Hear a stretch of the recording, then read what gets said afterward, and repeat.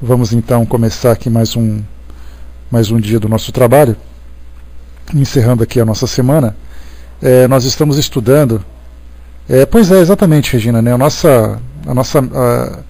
Quando acaba assim, o reflexo continua, né? Eu sempre digo que o termômetro do trabalho, para saber se ele foi realmente bom ou não, é a forma como eu saio dele, né? Então a gente desliga o computador, começa a fazer aqui outras atividades, mas você percebe ainda uma certa euforia, uma certa alegria, porque o resultado foi positivo, né? Então a gente fica assim meio que ainda flutuando depois de um tempo, até colocar os pés no chão de novo, né? Então isso é muito frequente comigo. E que se o trabalho não é bom, a gente fica assim faltando alguma coisa, né? Um aperto no coração de que alguma coisa ficou faltando e tal, né? Mas normalmente a gente sempre sai com essa sensação muito agradável, muito positiva, né? Então é porque o nosso plantio foi bem feito e a coisa estava ali germinando já, né? Isso é muito positivo para nós, né? Bom, graças a Deus, né? A gente tem esse espaço, é para isso que ele serve, né? Seja bem-vinda, Darlene. Depois de bastante tempo, volta então ao nosso reduto. Florzinha também estava sumida, né, Florzinha? Então, agora voltando de novo aqui ao nosso convívio. Muito bem. O nosso trabalho de hoje, então, vai se desenvolver em torno do texto de número 155 do nosso livro Vinha de Luz, Tranquilidade. E Emmanuel nos seleciona uma passagem do Evangelho de João, capítulo 16, versículo 33. Tenho-vos dito essas coisas para que em mim tenhais paz. E, de acordo com a interpretação que é feita,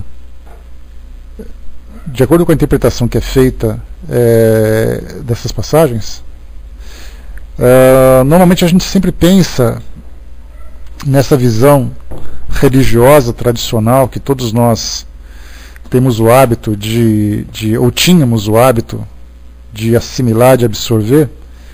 A gente sempre pensa que o bom, né, aquela pessoa de bem, é aquela pessoa pacífica e ao mesmo tempo passiva. E que, buscando o mundo espiritual, com aquele comportamento sereno, tranquilo, com aquele comportamento literalmente de uma ovelha fazendo parte de um rebanho, nós aguardamos o momento de retornarmos ao mundo espiritual para vivermos aquela vida contemplativa, onde nós vamos para os mais altos patamares do céu e ali ficaremos junto aos anjos, ficaremos juntos a Deus, ao lado de Jesus, glorificando o nosso Pai por toda a eternidade. E aí então Jesus começa a trazer para nós um novo ensinamento a partir daquela época. E mais uma vez a gente reforça, nós comentamos isso ontem, e vale a pena a gente reforçar isso hoje. Quando nós citamos o nome de Jesus dentro da doutrina, é importante que nós não pensemos num templo, é importante que nós não pensemos numa igreja, é importante que nós não pensemos naquela postura religiosa de oração, de prece e nada mais que isso. Quando nós falamos de Jesus, nós pensamos no homem. Nós pensamos naquele homem que caminhava pelas ruas, que acalentava os corações, que aliviava as dores, que ajudava as pessoas a carregar seu próprio fardo. Então Jesus para nós não é modelo religioso. Jesus para nós é modelo de trabalho, é um modelo de sabedoria, é um modelo de produtividade. E é esse Jesus que nós seguimos. Então nós temos ali vários modos de observar esse nosso irmão que nos antecedeu, trazendo aqui a sua grande sabedoria. E quando ele propõe para nós que nós busquemos a paz nele, essa paz que nós imaginamos a princípio, dentro dessa visão inicial que eu passei para vocês, é aquela paz da passividade, aquela paz da neutralidade. Eu não faço mal para ninguém, eu estou quietinho no meu canto, eu frequento ali os meus cultos religiosos, e assim então eu me encontro em paz. E aí então Emmanuel nos traz uma outra visão, quando Jesus disse, né, que nós devemos segui-lo, segui-lo pelo exemplo, porque através desse trabalho íntimo, de nos sentirmos mais produtivos, de nos sentirmos úteis, de nos sentirmos ativos, dentro dessa mesma vibração, dentro desse mesmo campo de pensamento que ele emite em direção a todos nós, nós encontraremos essa paz, dizendo assim: eu tenho paz porque eu sou capaz, porque eu posso produzir, porque eu posso criar tudo aquilo que eu desejo. E aí então Emmanuel nos traz uma reflexão em torno desse tema. O título então é Tranquilidade. Vamos entender que tranquilidade é essa. Ele diz o seguinte para nós, sejam bem-vindos todos vocês. Ele diz o seguinte: a paz do Cristo está sempre fundamentada no espírito do serviço, a fim de que os discípulos não se enganem no capítulo da tranquilidade. De maneira geral, os aprendizes do Evangelho aguardam a paz, onde a calma reinante nada significa, além de estacionamento por vezes delituoso. No conceito da maioria, a segurança reside na garantia financeira, em relações prestigiosas no mundo, em salários astronômicos. Isso, no entanto, é secundário. Tempestades da noite costumam sanear a atmosfera do dia. Angústias da morte renovam a visão falsa da experiência terrestre. Vale mais permanecer em dia com a luta que guardar-se alguém no descanso provisório e encontrá-la amanhã com dolorosa surpresa de quem vive defrontado por fantasmas. A terra é a escola de trabalho incessante. Obstáculos e sofrimentos são orientadores da criatura. É indispensável, portanto, renovar-se a concepção da paz na mente do homem para ajudá-lo à missão, para ajustá-lo à missão que foi chamado a cumprir na obra divina, em favor de si mesmo. Conservar a paz em Cristo não é deter a paz do mundo, é encontrar o tesouro eterno de bênçãos nas obrigações de cada dia. Não é fugir ao serviço, é aceitá-lo onde, como e quando determine a vontade daquele que prossegue em ação redentora junto de nós em toda a terra. Muitos homens costumam buscar a tranquilidade dos cadáveres, mas o discípulo fiel sabe que possui deveres a cumprir em todos os instantes da existência. Alcançando semelhante zona de compreensão, conhece o segredo da paz em Jesus, com o máximo de lutas na terra. Para ele, continuam batalhas, atritos, trabalho e testemunhos do planeta. Entretanto, nenhuma situação externa lhe modifica a serenidade interior, porque atingiu o luminoso caminho da tranquilidade fundamental. Esse aqui então o texto, e a gente vai então falar um pouquinho sobre ele. Inicialmente começa lá no início do nosso texto, dizendo assim que a palavra do Cristo está sempre fundamentada no espírito de serviço, a fim de que os discípulos não se enganem no caminho da tranquilidade. Então a gente faz uma comparação, quando se fala em paz, quando se fala em tranquilidade, a gente faz uma comparação direta com aquilo que a gente vive no nosso mundo cotidiano, no nosso mundo físico. Então quando você pensa assim, como é que a sua vida está? Aí eu vou dizer assim, minha vida está muito tranquila. Aí ele vai dizer, que bom. Aí a gente pensa assim, tranquilidade porque você não tem atritos dentro de casa, tranquilidade porque você tem um bom trabalho, tranquilidade porque as despesas que você costuma ter estão todas quitadas, estão todas bem sustentadas.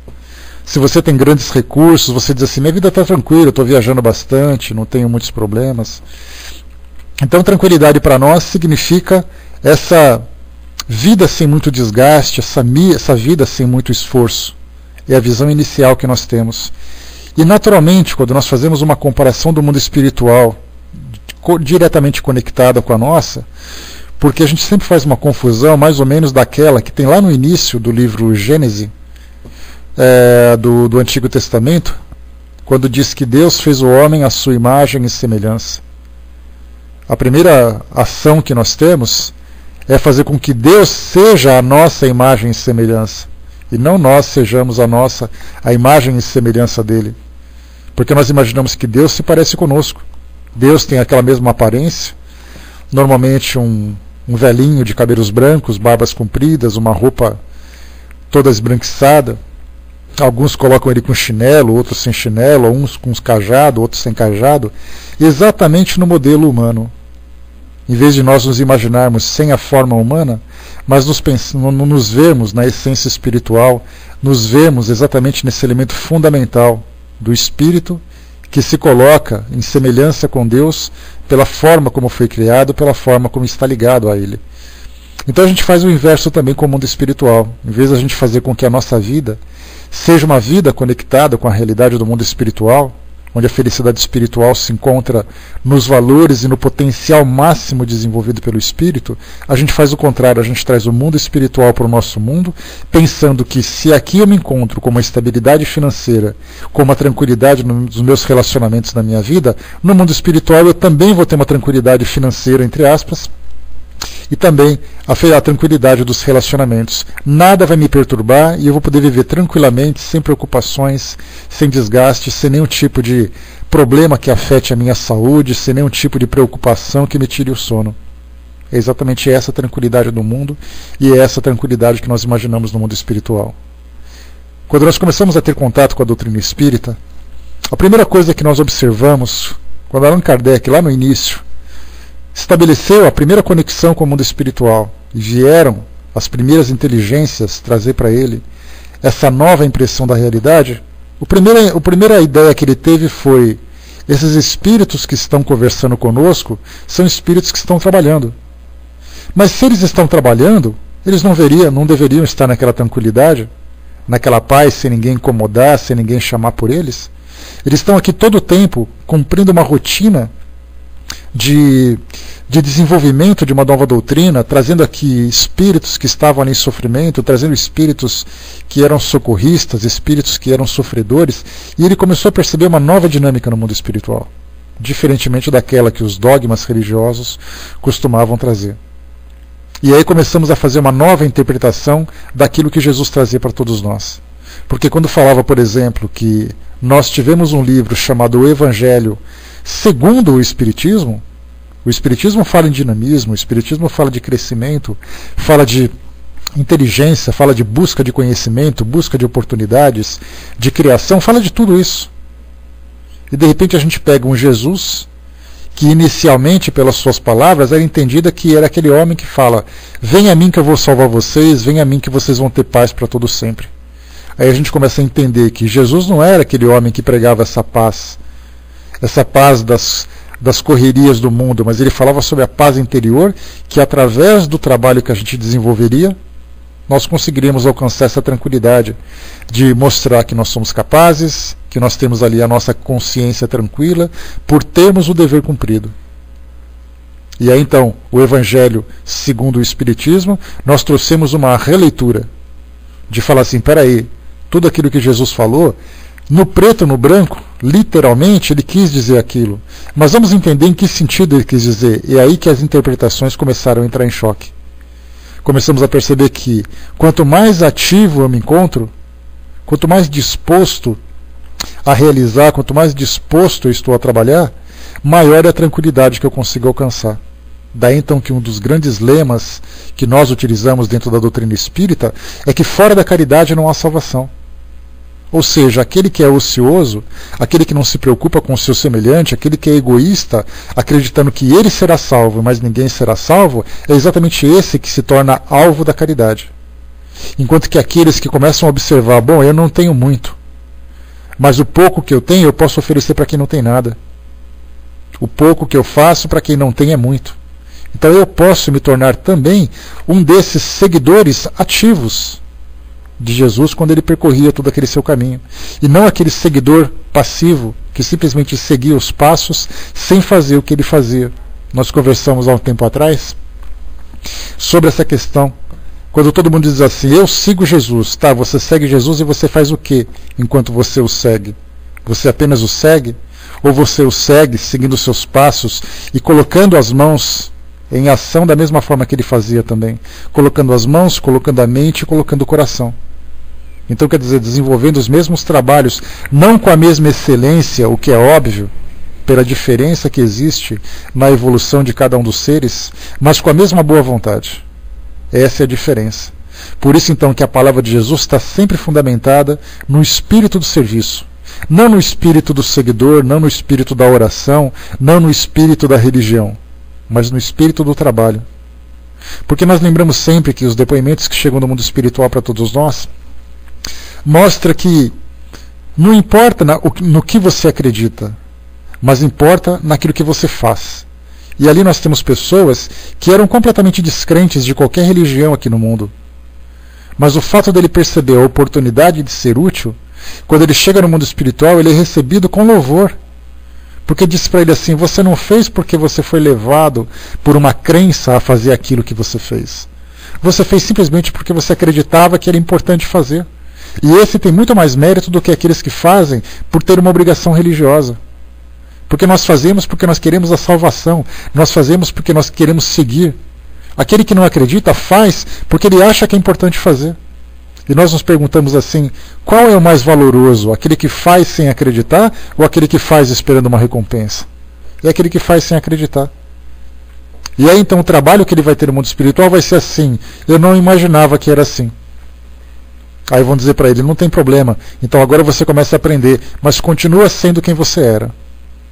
Agora aqueles que vão porque acham que basta acreditar, basta seguir que já é o suficiente, eles vão chegar dizendo assim, eu sabia que era assim.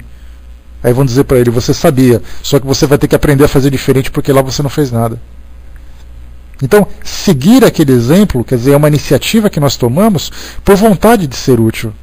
É o desenvolvimento da caridade, que é a somatória de todas as virtudes que nós temos, do amor, da tolerância, da paciência, da indulgência, tudo aquilo que é de positivo se junta na caridade. E aí então, quando nós seguimos esse nosso instinto, quando nós seguimos essa nossa vontade, nós automaticamente já estamos seguindo os passos daquele que inicialmente começou essa nossa jornada, sem nos darmos conta. Fazemos simplesmente por fazer. O Wellington colocou, né, se você não conseguir, pelo menos tente. Né? A gente tem que tentar de tudo. E essa tentativa, muitas vezes, Wellington, a gente tem uma visão que é bastante problemática também na nossa sociedade, que é assim, quando você faz caridade, você abre a porta da sua casa e começa a procurar quem está precisando. Sendo que muitas vezes, na nossa própria relação, a caridade começa dentro de casa. E não é a caridade do pão, não é a caridade da comida, não é a caridade da roupa. É a caridade da paciência, é a caridade do saber ouvir, do saber falar, do saber conviver. Então, na verdade, a caridade, ela se junta a tudo. É a caridade moral, é a caridade material, é a caridade com conhecidos, é a caridade com desconhecidos. Assim a gente começa a equilibrar esse sentimento que é tão nobre dentro de nós para todas as circunstâncias da vida. Aí sim a gente começa a dizer assim, eu finalmente consegui entender o que é isso. Mais ou menos aquele sentido, mais ou menos não, na verdade é aquele sentido do amor. Quando a gente diz assim, você tem que amar da mesma forma que Jesus amou. Aquele amor incondicional, que você ama quem você conhece, ama quem você não conhece, você ama quem gosta de você e você ama quem não gosta de você. Porque aí sim a gente começa a vivenciar esse sentimento e vivenciar esses valores na sua máxima expressão.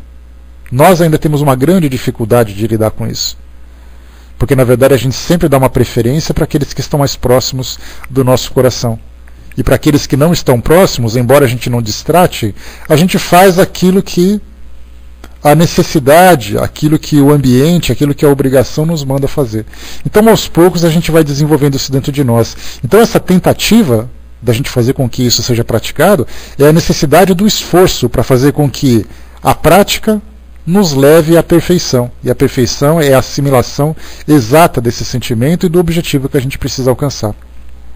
A Tina colocou para nós, e como fazer a caridade quando você é necessitado, emocional e espiritualmente debilitado? Tina, a caridade ela pode ser feita das mais diversas formas, nas mais diversas intensidades. A gente nunca pode se colocar, na verdade nós nunca somos aqueles que apenas necessitam. Nós sempre temos alguma coisa que pode ser oferecida. Mesmo que seja assim, alguém não tem paciência comigo, então eu vou ficar quieto, eu já estou tendo caridade. Porque eu estou percebendo que aquela pessoa, por não ter paciência, não significa que eu tenho que ser como ela. Algumas vezes eu não posso sair para a rua ajudando pessoas, algumas vezes eu não posso desenvolver um trabalho, mas a gente sempre tem alguma coisa para oferecer, uma palavra, um sorriso, uma gentileza. Tudo isso também é caridade.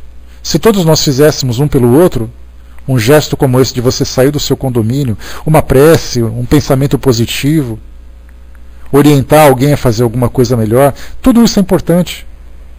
Porque se nós tivermos numa condição, em que nós estamos completamente incapazes de fazer alguma coisa, porque o nosso estado patológico é muito grave. Aí então a gente precisa buscar de todas as formas um meio de nos reequilibrarmos.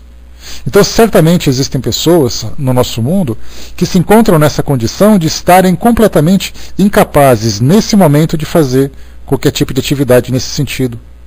Seja emocionalmente, seja intelectualmente, seja fisicamente. Dizendo assim, essa pessoa está completamente incapaz porque a vida dela se resume numa prova de resistência dela para com ela mesma. Então é uma forma dela reaprender os seus valores, reaprender a viver, digamos assim. Mas vai chegar um momento em que ela vai se tornar capaz quando ela começar a se reequilibrar, quando ela começar a se curar, digamos assim, dessa patologia que ela acabou desenvolvendo dentro dela. Então, se hoje ela não pode fazer nada, a caridade é para com ela mesma. Então eu não posso fazer nada pelos outros, mas faça por si mesmo, busque novamente a alegria de viver, busque novamente o equilíbrio emocional, o equilíbrio psicológico, o equilíbrio de todas as formas. Porque a gente diz assim, naquela passagem de Jesus, ama teu próximo como a ti mesmo. Então quando a gente fala amar o teu próximo como a ti mesmo, significa primeiro você precisa se amar. Porque se você não se ama, você não é capaz de amar ninguém. Bom dia, pessoal que chegou. Então eu tenho que me amar. Como é esse auto-amor? O auto-amor não é o egoísmo de dizer assim, você tem que amar só você e o mundo que se exploda. O auto-amor significa assim, o que está de errado comigo? O que eu posso fazer para o meu benefício? O que eu posso fazer para ser feliz comigo mesmo? E essa felicidade, quando ela começa a se desenvolver, ela começa a se irradiar. Porque a gente pode pensar o seguinte, é uma analogia que a gente faz, inclusive de um jeito bastante prático, quando a gente trata na evangelização. Você diz o seguinte para a criança, a felicidade é um sol que tem dentro de você. Quanto mais feliz você é, mais esse sol brilha. Só que a gente sabe que o sol, quando ele começa a brilhar, ele começa a aquecer tudo que está próximo dele. Então nós temos o sol que começa a aquecer as pessoas, começa a aquecer o nosso ambiente, começa a aquecer os nossos objetos, começa a aquecer o nosso trabalho, começa a aquecer tudo. Mas para isso ele precisa brilhar. Então primeiro nós temos que fazer brilhar a nossa luz, para depois fazer com que ela se irradie em torno das pessoas. Isso é o mais importante. A Tina colocou, porque quando eu vou prestar um socorro, as trevas tentam me impedir. Aí desequilíbrio. Aí eu vou para o tratamento espiritual, aí sofro de novo, está virando uma bola de neve, né? Então o que a gente faz? É o seguinte, olha, para um pouco, tira um tempo para você. Porque muitas vezes a gente tem vontade de ajudar, mas a gente precisa saber assim, eu estou em condições de ajudar? Se eu não posso fazer aquilo que exige muito de mim, o que mais eu posso fazer que não exija tanto enquanto eu estou nessa fase de tratamento? É aí que a gente precisa pensar sempre, porque vontade de fazer as coisas, vontade de fazer todo mundo tem. Capacidade de fazer nem todo mundo tem. E essa capacidade envolve estar bem espiritualmente, estar bem emocionalmente, e ter condições intelectuais de desenvolver uma tarefa, ter disponibilidade de tempo e de condições físicas, de condições familiares para fazer as coisas. A caridade, então, para nós, ela precisa de um planejamento. Não é simplesmente você dizer assim, eu quero fazer a caridade. Tá, mas vamos lá então analisar o que você pode fazer dentro das suas condições. Aí a gente começa a avaliar cada um dos nossos critérios. Se por acaso aquilo que precisa ser feito eu não tenho condições de fazer, eu preciso me perguntar por quê. Por que eu não posso fazer aquilo? Porque eu não tenho assim uma estabilidade emocional para desenvolver aquela tarefa. Então o que eu faço? Paro com aquela tarefa, vou para o meu tratamento, me fortaleço, me trato e então eu volto à atividade. É assim que acontece em todas as ações da nossa vida. Muitas vezes a gente acha que prestar um socorro, fazer uma caridade, ela é diferente da atividade do nosso dia a dia. Muitas vezes eu não tenho condições de ir para o meu trabalho porque eu não estou bem. Muitas vezes eu não tenho condições de fazer uma viagem porque eu não estou bem. Por que a gente acha que para fazer caridade a gente sempre tem que estar bem? O que a gente faz então? Retoma então as coisas, dá aquela pausa, tira um tempo para nós, começa então a desenvolver aquilo que tem de melhor em nós, começa a buscar aquele reequilíbrio. Aí então, quando a gente se vê em condições, a gente fala, bom, estou pronto para começar alguma atividade. Então eu vou começar com aquilo que eu posso fazer, não com aquilo que eu quero fazer. Por isso, então, a gente sempre tem que pensar sempre, se nós estamos submetidos às influências negativas, se nós emocionalmente não temos ainda condições de fazer, vamos dar uma pausa, vamos assim engrossar um pouquinho a nossa couraça, essa proteção que tem em torno de nós, depois a gente retoma a nossa atividade. Quando fala de novo, amar ao próximo como a nós mesmos, a gente precisa se amar primeiro. E esse se amar é exatamente buscar essa nossa saúde. E a saúde, como a gente sabe, ela envolve vários aspectos. É a saúde social. Eu tenho que estar bem no local que eu trabalho, eu tenho que estar bem com a minha família, eu tenho que estar bem no local onde eu frequento. A saúde psicológica, eu tenho que acordar bem, eu não preciso sofrer por aquilo que eu faço, eu não preciso me desequilibrar. A saúde física, eu tenho que saber como é que está meu corpo físico. Eu preciso ir ao médico, eu não preciso ir ao médico. E aí, então a gente pensa também na saúde espiritual. Como é que eu espiritualmente estou? Eu consigo me fortalecer, eu consigo me envolver com os meus amigos espirituais, ou eu estou submetido a essas influências? Então, na verdade, para a gente poder viver a nossa vida, a gente precisa buscar esse autoconhecimento.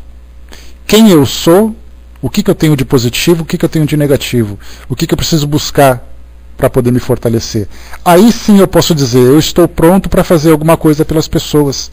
Se eu não consigo fazer nada por mim, como é que eu vou conseguir fazer alguma coisa pelo outro? Então, na verdade, a caridade não é uma exigência. A caridade é uma capacidade que a gente tem de realizar. Se nós ainda não temos essa capacidade, vamos fazer um trabalho de renovação, um trabalho de fortalecimento. Tudo no seu tempo, sem pressa. Que aí sim a gente vai conseguir ser de fato alguém que pode ser ajudado. Porque naquele trabalho de assistência, nós temos assim, aquele que é o enfermo e aquele que é o enfermeiro. Qual das condições em que nós nos encontramos? Algumas vezes eu posso estar doente numa condição, mas por outro lado eu consigo ajudar alguém de alguma forma. E aí então eu vou buscando a melhor forma de ser produtivo. Mas a melhor forma de ser produtivo é ser produtivo comigo mesmo. Isso é que é fundamental. A Tina colocou, né, Emmanuel disse a Chico, quando ele estava depressivo, né, vai fazer o bem. Ele saía pela periferia, levava pão e se fortalecia, porque ele tinha condições de fazer isso. Porque o tipo de depressão que ele vivia era uma tristeza pelas circunstâncias. Não era uma depressão patológica, era um estado depressivo. Essa é a diferença. O estado depressivo significa assim, tem alguma coisa à minha volta que está me entristecendo. Agora, quando a gente fala sobre a depressão como patologia, não é simplesmente você sair por aí ajudando as pessoas se você não consegue sequer levantar da cama. É diferente a situação. Por isso a gente tem que pensar sempre assim, o que eu tenho exatamente que eu preciso trabalhar? Eu preciso fazer uma psicoterapia? Eu preciso tomar algum medicamento? Eu vou ao centro fazer um tratamento? Então eu começo a juntar todas as ferramentas que estão à minha disposição e aí então eu estou forte, fortalecido. Eu posso dizer, agora eu estou pronto. O que eu posso fazer? Aí eu começo a tomar as iniciativas para com o mundo. Mas primeiro a iniciativa tem que ser para mim mesmo. A Jane colocou também, né, não esquecer de buscar em Jesus, o nosso mestre, o psicólogo e médico, né, o apoio de que necessitamos. Se não for assim, acharemos que somos uma vítima da divindade. É sempre bom lembrar que estamos num universo onde prima o amor de nosso Pai. Essa conexão é fundamental que a gente tem. Então primeiro olhe para você mesma, Tina, e começa a buscar aquilo que pode te ajudar. Se você não pode fazer aquela atividade agora, faça uma outra que seja mais leve. Se você não pode ajudar as pessoas, ajude a instituição a ajudar as pessoas. É aquela história assim, se você não pode ir para a linha de frente, vá para os bastidores. A gente sempre acha que os melhores soldados são aqueles que estão na frente de batalha. Mas ninguém se preocupa quem faz a comida para eles. Eles precisam se alimentar, eles precisam de remédio, eles precisam de transporte. Todo mundo acha que o soldado é aquele que está no combate. Então, na verdade, se nós somos um soldado da caridade, se nós não conseguimos ir para a linha de frente, vamos para os bastidores. Certamente tem documentos, certamente tem coisas para transportar, tem ali orientação para ser dada, tudo pode ser feito. Então busque aquilo que está adequado à sua condição no momento. E depois você vai aumentando, né, intensificando cada vez mais as suas possibilidades. A Jane colocou, tem uma frase de Raul Teixeira que eu gosto muito. Com Deus toda lágrima atende às áreas ressecadas da tua intimidade, né? Isso tem um nome, né, que é a fé, que é exatamente isso. Né? Então, essa é exatamente a orientação que a gente pode observar nessa questão do trabalho. Porque conforme Emmanuel trouxe para nós aqui no texto, ele diz, né, que a palavra de Jesus está sempre fundamentada no espírito de serviço. Então, só que esse serviço ele passa por um processo. É um processo de renovação, é um processo de fortalecimento, de capacitação em todas as nossas áreas, em todas as áreas que envolvem a nossa natureza, que envolvem a nossa existência. Vamos em frente então. Qualquer coisa a gente está por aqui, Tina. Vai colocando na área de texto que a gente vai conversando. De maneira geral, os aprendizes do Evangelho aguardam a paz, onde a calma reinante não significa nada significa além de estacionamento por vezes delituoso. O que é o estacionamento delituoso? É aquela nossa ociosidade que muitas vezes acaba se aproveitando do esforço alheio, muitas vezes que acaba lesando o nosso semelhante para nos beneficiarmos. O que é bastante comum na nossa sociedade. Eu fico em casa em férias enquanto as pessoas trabalham. E essa ociosidade também diz respeito às questões morais. Eu não preciso fazer nada porque eu estou com Jesus. Mas quem é pecador, quem é devedor, esse tem que trabalhar. É o contrário. Aquele que se encontra com essa conexão com Jesus, é esse que tem que ser o primeiro trabalhador. É ele que tem que ser o exemplo. Porque o exemplo de Jesus foi exatamente isso. Sair pelo mundo buscando oportunidades de ser útil àqueles que precisam. E se nós temos uma conexão com ele, por que nós agimos diferente? Ele trabalha, ele sua, ele carrega a cruz, enquanto a gente fica apenas louvando? É o contrário. Se eu tenho conexão com ele, eu tenho que ser exatamente ali o melhor exemplo. Porque eu represento exatamente a ideia, a filosofia que ele transmite para o mundo. E ele continua dizendo para nós aqui também, no conceito da maioria, a segurança reside na garantia financeira, em relações prestigiosas no mundo, em salários astronômicos. Isso, no entanto, é secundário. Aí a gente para e pensa assim, espera aí. Quer dizer então que dinheiro é secundário? Que mundo é esse que a gente vive? Por acaso a gente conversou sobre isso ontem, quando nós falávamos sobre aquela ideia de o mundo hoje exige de nós um determinado tipo de comportamento. E esse comportamento significa você tem que estudar, você tem que trabalhar, você tem que enriquecer. É exatamente essa linha de pensamento da nossa sociedade quando diz respeito à tranquilidade e à felicidade. O homem feliz é aquele que tem muito. E o pobre coitado que é o miserável é o infeliz. Tanto que é assim que a gente olha para a rua e fala, ô infeliz, coitado daquele infeliz, pobrezinho daquele infeliz. Mas por que ele é infeliz? Porque ele está trabalhando? É por isso que ele é infeliz? Na verdade ele está ali lutando para o seu desenvolvimento. E a gente olha para aquela pessoa que está no seu grande carro, na sua grande mansão e fala, esse é feliz. Tem certeza que ele é feliz? Na verdade, ele vive confortavelmente. Nós já falamos isso. Não confundamos felicidade com conforto. Não confundamos felicidade com alegria. O conforto é apenas ali o seu descanso físico. E, de certa forma, até seu descanso psicológico. A alegria é o momento de êxtase que você tem num certo momento. A felicidade é um estado pleno, é um estado constante. E a segurança também. Então felicidade não é segurança, felicidade não é conforto, isso tudo te dá condições de construir a sua felicidade. E mesmo assim, na nossa sociedade de hoje, a gente sabe que pessoas que vivem confortavelmente e vivem com grande segurança, não necessariamente são felizes. Porque na verdade ela busca, é da natureza do ser humano, buscar a sua estabilidade emocional. E você viver na riqueza, você viver no conforto, não significa que você emocionalmente vai viver bem. Se fosse assim, não teríamos pessoas ricas que cometeriam suicídio, pessoas ricas não ficariam doentes, pessoas ricas não teriam conflitos familiares. Já que elas têm tudo, por que elas têm tudo isso? Porque exatamente isso tudo, quando nós focamos a nossa atenção nessa segurança material, nós nos esquecemos de nos desenvolvermos como indivíduos, como pessoas, como espíritos. Então sim, todos nós temos condições de buscar esse conforto, mas não façamos desse conforto o objetivo de nossas vidas. Se eu tenho conforto, certa vez eu conversava com uma amiga, e nós pensamos numa coisa interessante, né? Exatamente, Wellington, né? Carinho, afeto, amizade, isso tudo você não acha, você não vai no banco buscar isso. Você não vai num caixa fazer um saque desse tipo de sentimento, isso você desenvolve por você, com você, junto com as pessoas que estão do seu lado. Então eu conversava com uma certa amiga e a gente pensava no seguinte, é engraçado quando a gente percebe que as pessoas, quando vivem numa família feliz, elas se esquecem do mundo. E é exatamente o contrário, por ela ter uma família feliz, é que ela tem condições de ter um chão sólido para que ela possa caminhar pelo mundo ajudando pessoas que não conseguem ser felizes. Pessoas que têm estabilidade financeira, normalmente elas se fecham dentro das muralhas de seus palácios, de suas mansões, de suas residências, e se esquecem de olhar para fora. E é exatamente por elas terem essa estabilidade financeira que dá a oportunidade dela olhar além dos seus muros. Se eu não preciso me preocupar com as minhas coisas, com a minha vida, eu tenho tempo de me preocupar com aquilo que as pessoas não têm. Com o sofrimento das pessoas, porque elas sim não têm condições de se estabilizar. Mas eu tenho estabilidade. Eu tenho estabilidade financeira, eu tenho estabilidade familiar, eu tenho estabilidade psicológica, eu tenho toda estabilidade. O que me falta então para eu tomar iniciativa para ajudar aqueles que não têm? E a gente vê exatamente o contrário. Já que eu tenho tudo isso, para que eu vou arrumar preocupação para mim com o problema dos outros?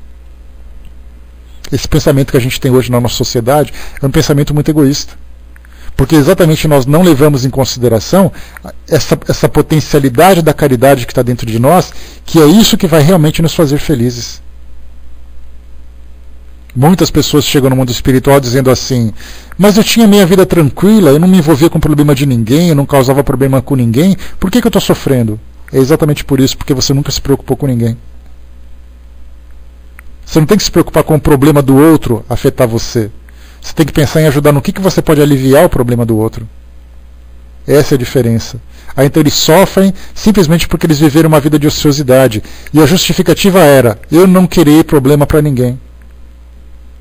Pois é, só que agora você se tornou um problema, porque você viu que a realidade é outra. E não é porque ele está preso naquela condição. É porque ele não conseguiu se elevar o suficiente para viver na dimensão daqueles espíritos mais elevados. Você quer ser um espírito feliz, sendo que você não conseguiu construir felicidade? Como assim? Os espaços no mundo espiritual, eles são conquistados por aquilo que você faz. Eles não são presenteados. O presente, ele diz respeito ao nosso mundo físico. Que nós podemos dar para a pessoa um prêmio de loteria, você pode doar uma herança para aquela pessoa. Materialmente nós presenteamos as pessoas. Agora, espiritualmente, é uma conquista pessoal. E você não pode pensar em ser feliz se você não tem amor dentro de você. Porque felicidade e amor estão diretamente conectados. Então você tem que amar muito para que você seja muito feliz. Se você não ama, você não vai conseguir ser feliz. E no mundo espiritual, não tem essa coisa de barganha. Francis lembrou aqui, certa vez um padre falou uma sábia frase, né? Cuidado com o que você diz que não tem problema, pois esse é o seu maior problema. Exatamente. É um pensamento que a gente tem assim, porque o problema que a gente pensa é sempre um problema material. Eu não tenho problema material, eu não tenho problema de saúde, problema, mas interiormente a pessoa começa a se fechar dentro de si mesma. E é aí que está o problema, porque um dia ela vai descobrir. Jane colocou: temos que aprender a fazer tudo dedicando o pensamento a Deus, agradecendo a oportunidade presente.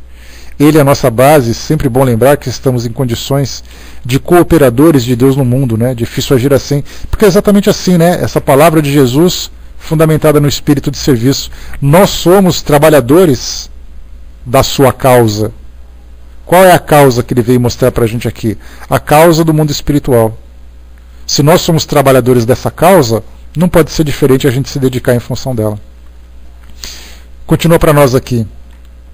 Vale mais permanecer em dia com a luta que guardar-se alguém no descanso provisório e encontrá-la amanhã com a dolorosa surpresa de quem vive defrontado por fantasmas. A terra é escola de trabalho incessante. E é assim. Se por acaso a gente se encontra ocioso, é porque alguma coisa tem errado. Eu preciso começar a ver a minha vida de um modo diferente. Eu preciso começar a olhar para fora da minha casa. Porque nosso planeta é realmente uma grande escola. Obstáculos e sofrimentos são orientadores da criatura. Mostram para nós caminhos. É indispensável, portanto, renovar-se a concepção de paz na mente do homem para ajustá-lo à missão que foi chamado a cumprir na obra divina em favor de si mesmo. Olha o detalhe. Aquilo que nós fazemos por os outros, na verdade, é para o nosso próprio benefício. aquilo que eu deixo de fazer pelos outros é pelo meu próprio malefício. Então tudo aquilo que a gente faz, na verdade, é para o nosso próprio crescimento. Quanto mais eu consigo me doar, mais eu consigo crescer dentro dessa visão do mundo espiritual. Só que para o nosso mundo hoje é diferente, porque se você se doa para as pessoas, para ajudar, para trabalhar em função dela, você não tem tempo para trabalhar para você mesmo. E como é que você vai conseguir crescer dentro da nossa sociedade se você não se dedica a isso? A gente olha para as pessoas e pensa assim, né? Aquele homem que é um empresário, ele trabalha 16 horas por dia. Poxa vida! Mas a pergunta é, qual é o objetivo que ele tem? Para fazer com que a empresa que ele construiu continue funcionando para poder sustentar aquelas tantas vidas que dependem dela?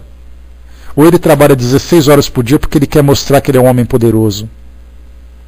Se o objetivo dele é esse, ele vai até ter os atenuantes daquilo que ele fez. Por dar oportunidade de empregos, por dar oportunidade das pessoas ganharem a vida honestamente, de conseguirem constituir os seus lares e dar oportunidade para os seus familiares. Então aquele empresário tem esse atenuante. Mas se o seu objetivo é dizer assim, eu trabalho esse tempo todo porque eu quero construir o meu império. Quando ele desencarnar, ele vai sozinho, sem nada do que ele construiu. E vai olhar para trás e perceber que não fez absolutamente nada de produtivo. Ou ele trabalha tanto porque é muito só e precisa ocupar seu tempo. Também é um problema que acaba enfrentando. As pessoas se tornam, na verdade, reféns dos seus vícios, reféns dos seus sonhos, reféns dos seus objetivos. Armando colocou, né, a busca da felicidade hoje está de uma forma muito egoísta, só que não se entende o que é felicidade. O que importa é o estar bem, né, e o seu bem-estar também. É essa visão que a gente tem hoje do nosso mundo ocidental, que infelizmente começa também a contaminar o mundo oriental. Quando a gente olha para o mundo oriental e a gente vê assim as religiões, né, ou os grupos budistas, né, que era aquela história assim, o que importa é você meditar, o que importa é você crescer espiritualmente. Hoje essas religiões estão fincadas em países que estão ali devorando o mundo dentro dessa luta capitalista, dessa guerra capitalista. Então até mesmo essas religiões que buscavam a elevação espiritual, hoje começam também a sofrer essa influência negativa do mundo capitalista. Porque é exatamente o que isso o mundo mostra. Ser feliz é você estar na sua casa, com televisores, com aparelhos eletrônicos, com carros, com imóveis. Isso é conforto, não é paz. Até porque quem tem tudo isso não consegue ter paz, porque ele sempre sofre uma ameaça de que alguém vai tirar isso dele, né? De que alguém cobiça aquilo que ele tem. E isso é um problema muito grande. Então viver com conforto é legítimo, mas viver em função desse conforto, aí é se desviar daquela proposta inicial. É indispensável, portanto, renovar essa concepção de paz na mente do homem. Conservar a paz em Cristo não é deter a paz do mundo, é encontrar o tesouro eterno de bênçãos nas obrigações de cada dia. Não é fugir do serviço, é aceitá-lo onde, como e quando determine a vontade daquele que prossegue em ação redentora, junto de nós, em toda a terra. Para a gente finalizar, muitos homens costumam buscar a tranquilidade dos cadáveres, né? Aquela ideia do descanse em paz. Assim que é o problema, né? A gente vê assim, muitas pessoas olhando para a sepultura e dizendo assim, descanse em paz. Descanse em paz, se ele não trabalhou, é agora que ele vai começar a trabalhar. Se ele já trabalhou, ele vai continuar trabalhando, porque isso faz parte do seu espírito. Mas o discípulo fiel sabe que possui deveres a cumprir em todos os instantes da existência. Ou seja, nós estamos aqui para cumprir tarefas. Esse é o nosso objetivo. Reencarnamos com esse objetivo, vivemos com esse objetivo, viveremos com esse objetivo. Pois é, né? Tomara, né, Armando? Volto já, né? Que na verdade não foi nem férias, foi fazer curso, né? Essa que é a questão. Então, quer dizer, todos temos deveres. Quando a gente tem imbuído na nossa mente essa ideia de que nós estamos aqui como servidores, nós já conseguimos dar um passo significativo. Porque a maioria das pessoas do mundo acreditam que estão aqui para serem servidos. E outros que são servidores, que infelizmente é a minoria. E é essa a proposta de vida que a gente tem hoje. Estamos aqui para servir. Servir com dignidade, servir com sabedoria, servir com produtividade. Ninguém veio para ser escravo. Nós viemos para ser aqui trabalhadores. Continua para nós aqui: alcançando semelhante zona de compreensão, conhece o segredo da paz em Jesus, com o máximo de lutas na terra. Para ele continuam batalhas, atritos, trabalho e testemunhos no planeta.